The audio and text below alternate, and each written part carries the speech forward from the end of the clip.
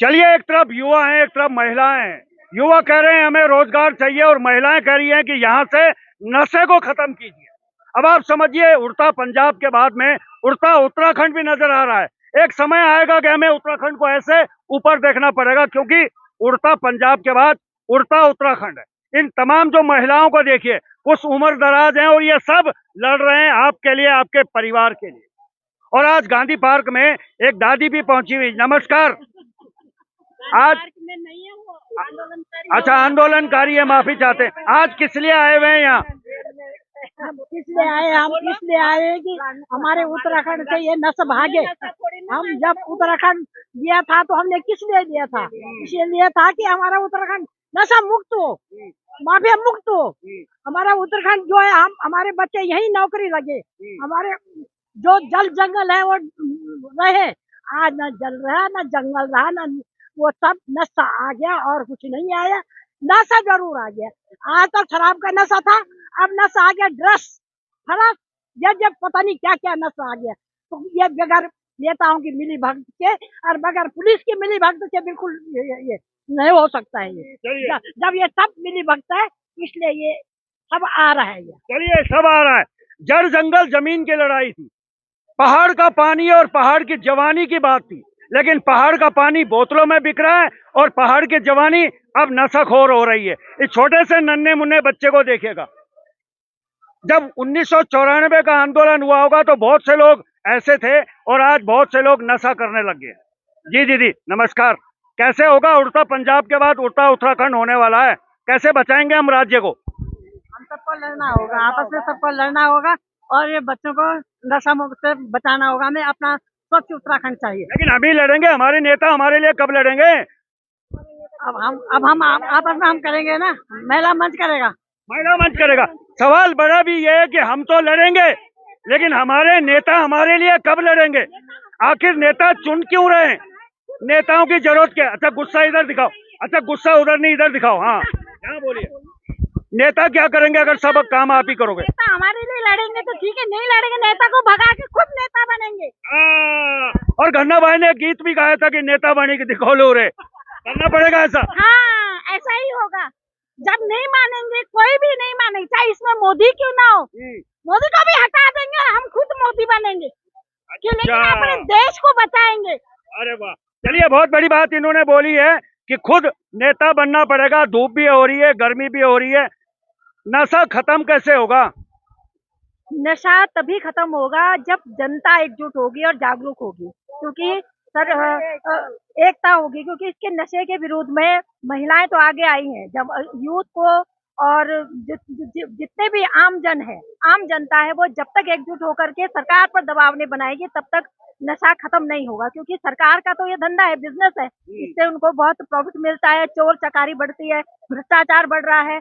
आज जो महिलाओं पे जो हिंसा हो रही है सबसे ज्यादा, उसका मेन कारण एक नशा भी है।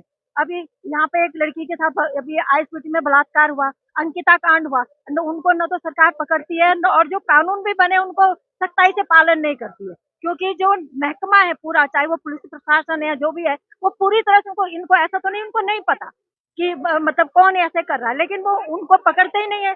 उनको जेल, क्योंकि इससे उनका जेब भरती है, इससे उनको पैसा मिलता है, इससे उनको एक तरह का रॉयल्टी मिलती है। रॉयल्टी मिलती है। एक गीत भी आया था कि पता नहीं वो कौन सा नशा करता है।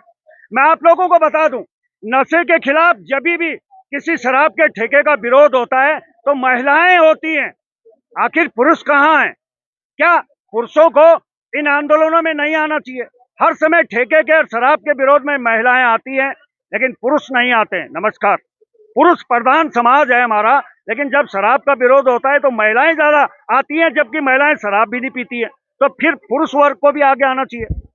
देखिए, ऐसा है कि पुरुष भी आता है, जो समझदार है, जो जानता है कि समाज जिस तरीके से आज गिरता जा रहा है, जिसको अपने बच्चों की भविष्य की चिंता है, जिसको समाज को आगे बढ़ाने की चिंता है, वो तमाम पुरुष शामिल होता है। ऐसा नहीं कि वो नहीं आता है, लेकिन ये है कि महिलाएं उस दर्द को ज्यादा अनुभव करती हैं, क्योंकि वो घर के अंदर है, वो अपने बच्चे को देख रही हैं, अपने पति को देख रही हैं, उनको उसमें लिप्त देख रही हैं। और आप ये भी देखिए, समाज में पिता कभी नहीं चाहेगा उसका बच्चा ड्रग्स में या शराब में लिप्त हो जाए। लेकिन कहीं ना कहीं वो अपनी कमजोरी के चलते भी शायद इस तरह के अभियानों में शामिल नहीं हो पाता है। लेकिन ऐसा नहीं कि पुरुष समाज। लेकिन कमला पंथी ऋषिकेश की घटना अभी ताजा तरीन उदाहरण है।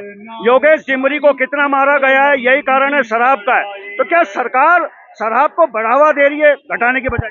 बिल्कुल बढ़ावा दे रही है। हर साल शराब पे ठेके ज्यादा जाते हैं, तस्करी के नाम पे शराब बेची जाती है। नहीं तो हरिद्वार तो एक देव नगरी है, वहाँ तो शराब का कोई चलन नहीं होना चाहिए, लेकिन तस्करी और नकली शराब वहाँ पे बिक रही है। वहाँ पे लोग कई मारे भी गए हैं नकली शराब से।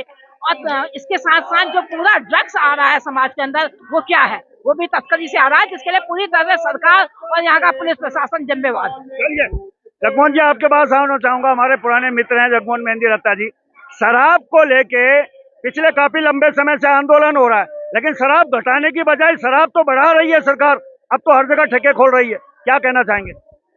निश्चित रूप से ये आत्मघाती कदम है सरकार के लिए। हमारे आने वाली पीढ़ियां नष्ट होने वाली है। मैं इन महिलाओं को सैल्यूट करता हूं जो पहले उत्तराखंड आंदोलन में भी आगे थी। आज शराबबंदी में इनका क्या फायदा, क्योंकि विक्टिम औरत ही होती है इसका। अगर शराब आदमी पी के घर आ रहा है तो उसकी विक्टिम औरत ही है। उसका आदमी काम नहीं करता, औरत को ही आगे जाना पड़ता है। तो मैं इन महिलाओं को सलाम करता हूं। और देहरादून में जिस प्रकार राजपुर घंटाघर से लेकर राजपुर रोड तक लगातार बार पे बार खुले थे। आपके हमारे जमाने में शहर में 3 या 4 बार होती थी, आज शराब के हर जगह ठेके खुले हैं। अगर लोग शराब पियेंगे तो निश्चित रूप से अपराध भी बढ़ेंगे। अपराध बढ़ेंगे तो समाज अच्छी जगह नहीं जा रहा है। अच्छी जगह नहीं जा रहा है। डॉक्टर साहब, आप एक डॉक्टर भी हैं, मनोचिकित्सक भी हैं, किस तरह से देख रहे हैं मनोदशा हमारी कहाँ जा रही है शराब को लेके? देखिए, लगभग 20 साल 21 साल का हमारा उत्तराखंड हो गया है और 21 साल में 350% हर साल के देखें परसेंटेज में तो ये अर्सा है ड्रग्स का और शराब का बढ़ रहा है। सरकार, कोई भी सरकार हो, जिम्मेदार है उसकी। अभी हम देखें देहरादून शहर के अंदर 38 ब्रांडेड शॉप की दुकान खुली है, जहाँ पर लगभग 7 करोड़ से लेकर के और 15 करोड़ के बीच का हर साल एक दुकान जाता है।